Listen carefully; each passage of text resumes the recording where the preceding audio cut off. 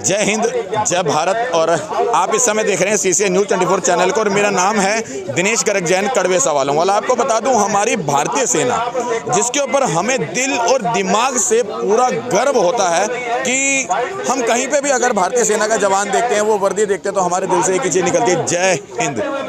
और पूर्व सैनिक, पूर्व जवान मेरे साथ इस समय मौजूद हैं। आपको मैं बता दूं, जवानों का अनेकों तरह से शोषण किया जाता है। जैसे अभी तक आपने लगातार वीडियो देखी हमारी OROP के ऊपर, MSP के ऊपर, डिसेबिलिटी पेंशन के ऊपर और तमाम तरह के इनके साथ विसंगतियां हुई। उन्हीं में एक विसंगति एक और मैं आपको बता दूं, जो कि अंग्रेजों द्वारा शुरू की गई थी, कि सहायक प्रथा। सहायक प्रथा के अंदर जवान को बनाया क्यों था, किस तरह से वो सहायक प्रथा होती थी, उसके बारे में ये बताएंगे। लेकिन थोड़ा सा मैं बता दूं, सहायक प्रथा के अंदर मिसयूज किया जाता है जवान को। जवान से बड़े इस तरह के काम कराए जाते हैं जो कि मैं बता भी नहीं सकता, क्योंकि कहीं ना कहीं सुन करके भी आपको लज्जा या शर्म आ जाएगी। सबसे पहले आपको जय हिंद करो। जय हिंद, जय हिंद, जय हिंद। तमाम तरह की विसंगतियां हमारे सामने है, देशवासी भी जान चुके हैं कि क्योंकि लगातार 40 दिन से हम दिखा रहे हैं। इसी के अंदर एक सहायक प्रथा है, उसके बारे में जानना चाहूँगा, किस तरह से है, कैसे कानून बने, क्या क्या उसके अंदर करवाया जाता है, वो थोड़ा डिटेल में जानना। देखिए सर, सहायक प्रथा होता क्या है सहायक प्रथा? सहायक प्रथा नाम की कोई चीज फौज में है नहीं, इस बात को समझिएगा। जो सहायक आज हमारे जवान, जो इन सेनाओं के ऊपर एक टैगलाइन, काली टैगलाइन लगा दिया गया कि ये सहायक है, ठीक है। तो ये सहायक कोई कागज में कहीं नहीं है, ये जवानों के साथ में शोषण होता है और संवैधानिक तौर पे बड्डी सिस्टम था। उस बड्डी सिस्टम को इन लोगों ने, हमारे जो बड़े भाई साहब है, हमारे अधिकारी है, उन्होंने सहायक में कन्वर्ट कर दिया। आज सहायक की बात कर लेता हूँ, आप दिल्ली में रह रहे हो, आप चले जाइए तमाम कोई भी सैनिक कॉलोनी में, किसी भी जो जहाँ पे ब्रिगेडियर एंड एवब लोगों को जो क्वार्टर मिलता है, उस रोड में चले जाइए। आपको ज़्यादा किसी से पूछने की जरूरत ही नहीं है, आपको खुद ब खुद नजर आ जाएगा। जो कि जो जवान जिसके ऊपर सरकार लाखों रुपया खर्च करता है ट्रेंड करने में, इसके लिए करोड़ों रुपया के इक्विपमेंट लगा हुआ है। ट्रेनिंग सेंटर में जाके देखेंगे, जिससे कि जवान का स्किल लेवल बढ़ाया जाए। और वो जवान 2.5 साल 3 साल कोर सर्विसेज में, आप लोगों का शायद ये सुन के वो भी लगता होगा कि 3 साल भी ट्रेनिंग होती है, जवानों की 3 साल भी ट्रेनिंग होती है, 2.5 साल भी ट्रेनिंग होती है। इतने सारे स्किल लेने के बाद जो जवानों को चाइना और पाकिस्तान जैसे कंट्री के सामने छाती लगा के खड़ा होना चाहिए था, वो जवान आज बड्डी सिस्टम जैसे उलझन में फंस के और देश के रोडों पे कुत्ता लेके घूम रहे हैं। इससे बड़ी बात क्या कर सकते हैं, जिसके ऊपर सरकार लाखों रुपए खर्च करता है। और ये मुझे बताने की जरूरत नहीं, आप समझाइए ना, किसी भी सैनिक कॉलोनी में समझाइए, आपको नजर आ जाएगा। आपको ट्रैक सूट पहने हुए या किसी यूनिट का टी-शर्ट लोगो पहने हुए मिल जाएगा। तो ये सहायक प्रथा जो है, ये सहायक प्रथा इसलिए बनाया गया क्योंकि पहले जब आर्मी में जो 1911 का लॉ है, जो अंग्रेज हमारे इंडियन से जो करवाते थे, वही काम आज हमारे अधिकारी हमसे करवाते हैं। तो इससे ज्यादा क्या बोले सहायक प्रथा के बारे में, जो कि सरकार अभी जैसे कि मतलब कि साहब लोगों का कपड़ा है तो उसको धोबी घाट जाके पहुंचाना, ठीक है, ये एक जवान का काम नहीं है। उनके लिए सर्वेंट अलाउंस मिलता है, सर्वेंट उनको ऑथराइज किया गया है, वो सर्वेंट अलाउंस देके सर्वेंट रखे, ठीक है। जैसे आप कुत्ते की बात कर ले, कई सारे आप एक राजनेता की बात मुझे याद आ रहा है, बिहार के मुख्यमंत्री लालू प्रसाद यादव थे, उन्होंने बोला था कि जवानों का पेमेंट क्यों बढ़ा है, क्यों बढ़ा है जवानों का? आधा जवान तो दिल्ली के गलियारों में कुत्ता घुमा रहे हैं। तो उन्होंने गलत नहीं बोला था, जाके देख ले, क्योंकि वो दिल्ली में रहते थे, दिल्ली में उनका बंगला था, वो देखते थे। तो इस तरीके के काम होते हैं, जैसे साहब की गाड़ी साफ करवाना, इस तरीके के काम होते हैं। साहब का सब्जी जाके लेके आना, मार्केट से सब्जी जाके ले आना, चाहे उनका जो राशन बनता है आर्मी की तरफ से मिलता है, वो राशन जाके लेके आ जाना, तो वो जवान कर रहा है।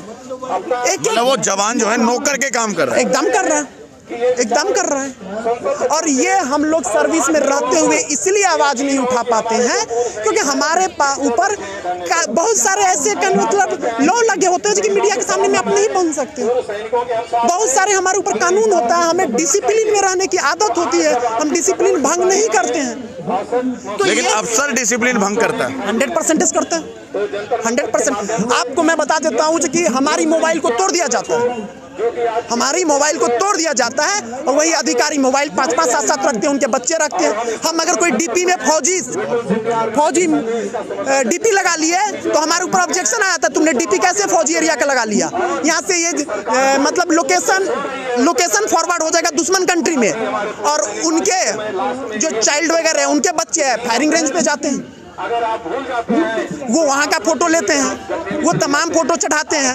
तो तमाम इस तरीके के शोषण है, एक दो शोषण नहीं है। एक्चुअली में बड्डी सिस्टम सरकार इसलिए ऑथराइज किया गया था।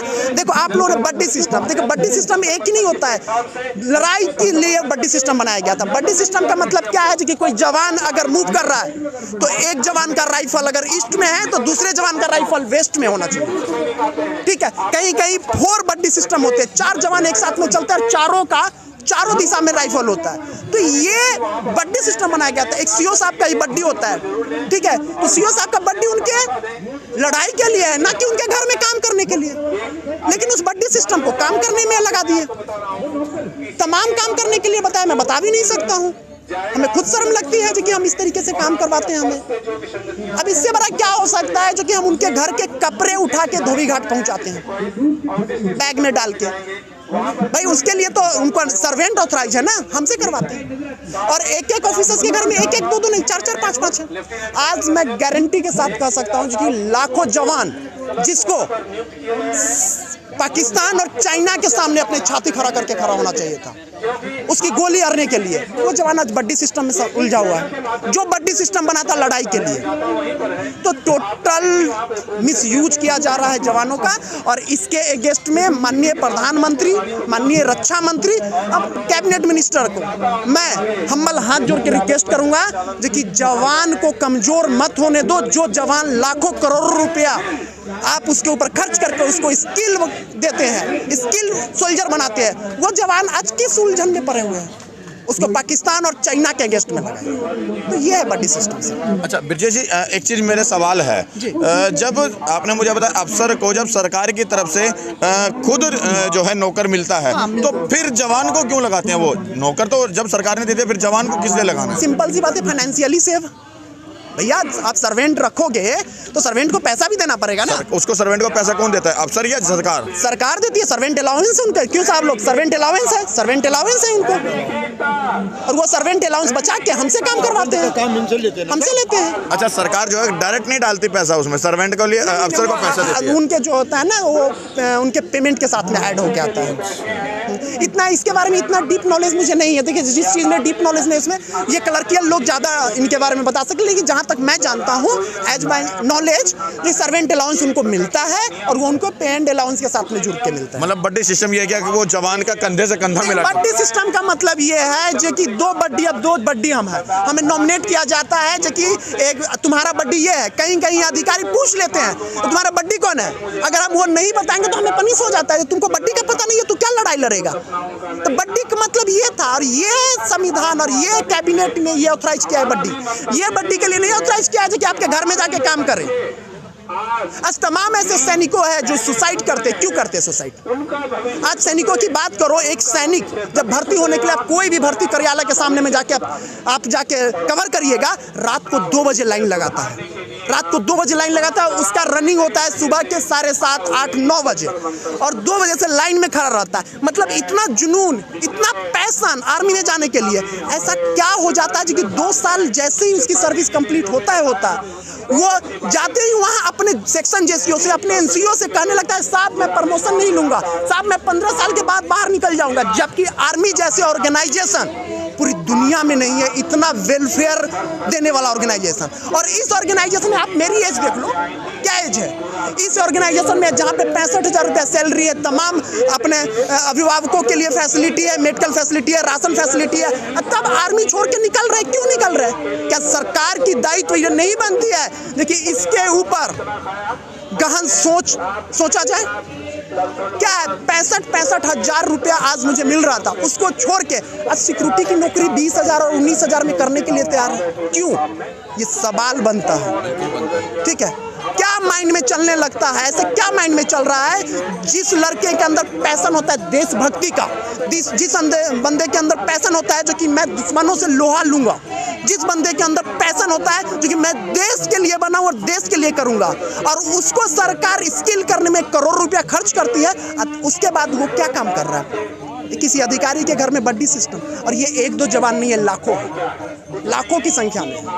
कई एक बार इसकी आवाज उठे भी सेना में, बराबर उठे, बड़े लेवल पे बड़ी मीटिंग हुए, बहुत बड़े मीटिंग हुए, ठीक है, बड़े उस मीटिंग में हुआ कि नहीं अब बड्डी सिस्टम खत्म होगा, सहायक प्रथा खत्म होगा, कई एक सारे रेगुलेशन चले, हम लोगों को भी लगा कि बड्डी सिस्टम खत्म हो जाएगा, लेकिन थोड़ा सा जब आग हुआ बढ़ा, थोड़ा सा आग बढ़ा तो थोड़ा सा डाउन कर दिया जाता है, फिर मामला थोड़ा शांत होता है, फिर चलो।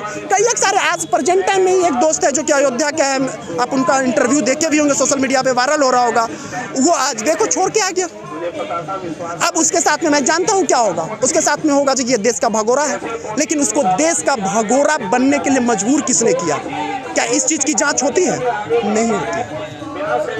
उसको अनडिसिप्लिन सोल्जर करार दिया जाएगा, देखिए अनडिसिप्लिन सोल्जर है, वो मीडिया में जाके बात रख रही है। भैया उसकी बात जब आप अंदर नहीं सुनोगे, कोई भी जवान इस तरीके का स्टेप तब लेता है जब वो मजबूर हो जाता है। कोई भी जवान सुसाइड, बताइए सुसाइड जैसा कमिट कर लेता है, इतनी सुनहरी जिंदगी को सुसाइड जैसा कमिट कर लेता है। क्यों कमिट कर लेता है? उसका रीज़न है जो कि घर के तरफ से दबाव बनता है, समाज की तरफ से दबाव बनता है कि इतनी अच्छी ऑर्गेनाइजेशन, बाहर के लोगों को क्या पता, इतनी अच्छी ऑर्गेनाइजेशन को मत छोड़ो। घर से अगर भाग के चले गए फौज से तो आपको समाज के लोग जीने नहीं देंगे, आपको भगोरा कहते रहेंगे, और इधर जब यूनिट में आते हो तो आपको ये अधिकारी आपको जीने नहीं देते हैं, नोचते हैं आपको बड्डी सिस्टम में। कभी अगर आप बड्डी सिस्टम के लिए मना कर देते तो आपको कंपेल करेंगे, ऐसे इस तरीके से रूल्स रेगुलेशन में। देखिए सर, आर्मी में इतना बड़ा रूल्स रेगुलेशन है, अगर सही रूल्स से काम करे तो कोई ढंग से चल नहीं पाएगा, तो उसी रूल्स में आपको फंसाएंगे। 5 मिनट कहीं लेट हो गए तो बोलेगा तू लेट हो गया, क्यों? मेन 5 मिनट लेट नहीं है उसके लिए, वो इसलिए जी उसने बड्डी सिस्टम के लिए मना किया। तो ये बड्डी सिस्टम इंडियन आर्मी के लिए दीमक है, इस दीमक की निदान सरकार को करनी पड़ेगी। और ये सिंपल सी बात है, जिस देश की जवान, जिस देश का सेना अगर कमजोर होगा तो आप कमजोर होगा। इससे ज्यादा क्या कह सकते हैं बड्डी सिस्टम के बारे में? तो जवान को, अधिकारी को और जेसीओ साहबान को, सबको मिल के, और सरकार भी इसमें हस्तक्षेप करे, ये मिल के इसका निदान करे जल्दी से जल्दी। मैं सारे अधिकारियों के ऊपर नहीं मतलब उंगली उठा रहा हूँ, सारे अधिकारी ऐसे नहीं है, अधिकारी है हमारे बीच में, कंधे से कंधे का अधिकारी भी शहादत देते हैं, कंधे से कंधे लड़ते हैं, लेकिन जैसे ही वो थोड़ा सा उनका रैंक बढ़ता है, पता नहीं क्या पढ़ाया जाता है इनको, क्या सिखाया जाता है, जैसे ही वो लेफ्टिनेंट कर्नल यहाँ फूल लगना स्टार्टअप होता है, उनके अंदर वो कौन सी बीमारी, कौन सी लत लग जाती है, ये समझ में अभी तक तो मुझे तो नहीं आया। आप लोगों को कभी अगर मिलते हैं, लीजिए इंटरव्यू, पूछिए इसके, ये करवे सवाल जो आप बोलते हो करवे सवाल वाला, ये करवे सवाल उनसे करिए कि क्यों आपका जवाब। चलिए मैं एक बार के लिए मान लेता हूँ, मैं सारी की सारी जितना आपको बैठ गया सारा गलत है, मान लिया, लेकिन क्या इतने सारे तमाम फौजी, इतने सारे सुसाइड हो रहे हैं, इतने सारे मतलब छोड़ के भाग रहे हैं, इतने सारे आवाज उठ रहे, सारे गलत हैं? ये बात सोचने वाली बात है। 1 मिनट के लिए मैं गलत हूँ, मैं जो बोल रहा हूँ सारे गलत बोल दिया। मेरे पास में आज के डेट में कोई एविडेंस नहीं है। क्यों नहीं एविडेंस है? कि हम कानून में बंधे रहते हैं, हमें राष्ट्र की चिंता है, जो कि जब तक हम आर्मी में रहते हैं हमें ये है जो कि हम यहाँ का फोटो, यहाँ का पिक्स, यहाँ का कोई भी वीडियो हम वायरल नहीं करेंगे। ये हमें देशभक्ति और ये हमें देश के प्रति रिस्पॉन्सिबिलिटी हमको बताता है। तो आज मेरे पास में इसका कोई प्रूफ नहीं है, ये बोल देंगे प्रूफ दे दो, ये कोर्ट में हम बाई द वे कानून का सहारा भी लेंगे तो बोलेंगे ठीक है भैया प्रूफ दे दो। तो ये इस चीज़ का नाजायज फायदा उठाया जा रहा है। देखिए, आज आपने इस वीडियो के माध्यम से बडी सिस्टम क्या है और क्यों बनाई गई थी वो पूरी चीज़ बताई। मैं थोड़ा सा एक संक्षिप्त में बताऊंगा 1 आध मिनट के अंदर कि बडी सिस्टम को आज एक पालतू कुत्ते की तरह समझ ले गया। मैं शब्द शायद गलत ले रहा हूँ, लेकिन सच्चाई यही है। उसको एक पालतू कुत्ते की तरह इस्तेमाल किया जाता है बडी सिस्टम को, जैसे घर के कुत्ते घुमाना, घर के कपड़े धुलवाना, बर्तन साफ करवाना, तमाम वो चीज़ें जो कि एक नौकर करता है, वो पालतू नौकर करता है, वो काम करवाया जाता है। जबकि वो जवान जो है कहीं ना कहीं देश के लिए लड़ाई लड़ने के लिए तैयार होता है। उसके ऊपर सरकार करोड़ों रुपए खर्च करिए इसलिए ताकि वो तैयार हो देश के ऊपर सरहद पे खड़ा होने के लिए। और बडी सिस्टम को इस्तेमाल करना चाहिए, वो गलत नहीं है, लेकिन कैसे? कंधे से कंधा मिला करके, ताकि अगर मैं गोली खा रहा हूँ तो मेरे साथ वाले को भी गोली खाने में कोई ऐतराज ना हो, और अगर मैं एक कदम आगे बढ़ रहा हूँ तो दूसरा कदम मेरे सहायक का आगे बढ़ेगा। वो है बडी सिस्टम। सही कह रहा हूँ? मैं एक चीज ऐड करना चाहता हूँ। आपने देखिए, बडी सिस्टम नहीं होता तो अभी आपने 3 साहबों का जो ऑपरेशन पवन में आपने अभी इंटरव्यू लिया, वो तो वही मर जाते, छोड़ देते। लेकिन वो बडी सिस्टम ही था जो कि एक जवान को, एक साथी को गोली लगा तो दूसरा साथी मौत के मंजर में फंसा हुआ है, लेकिन छोड़ के नहीं भागा। ये है बडी सिस्टम, और इसके लिए सरकार ने बडी सिस्टम ऑथराइज किया हुआ। और बडी सिस्टम सेना में होना चाहिए, एकदम होना चाहिए। ये लड़ाई का पार्ट है बडी सिस्टम। क्यों लड़ाई में हम बडी, एक दूसरे के लड़ाई में कौन? हम है देश की जनता, हमको थोड़ी नहीं सपोर्ट करने आएगा। जो लोग हमारे साथ में है वही हमारा माँ है, वही हमारा बाप है, वही हमारा सब कुछ वही है। हम जो बैरक में जब उठते हैं सुबह पर, किसको राम राम करते हैं? कोई माँ बाप भाई बहन बच्चे नहीं होते हमारे, कोई अड़ोस पर हमारे वही होते। इसके लिए बडी सिस्टम बनाया गया। ठीक है, तो बडी सिस्टम का गलत नाजायज फायदा उठाया जा रहा है। माननीय प्रधानमंत्री जी से फिर से हाथ जोड़ के रिक्वेस्ट है कि इस बडी सिस्टम को सेना से जल्दी से निजात।